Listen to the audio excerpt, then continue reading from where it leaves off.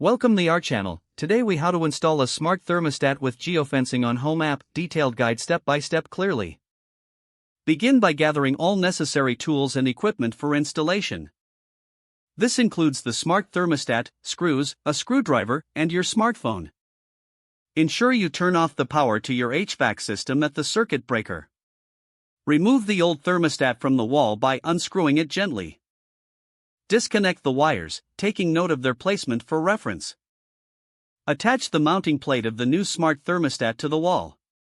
Connect the wires from your HVAC system to the corresponding terminals on the new thermostat.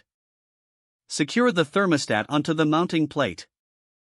Restore power to your HVAC system at the circuit breaker.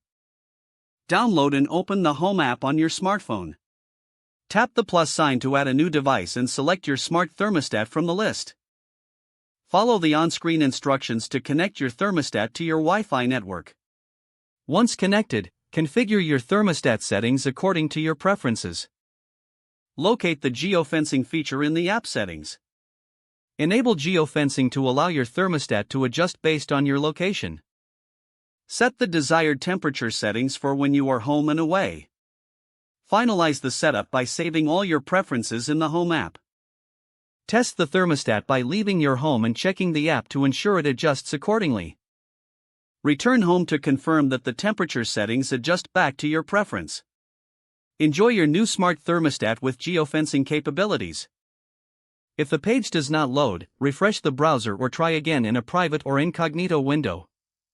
Make sure you are using the correct email address, then retype it carefully to avoid small typos.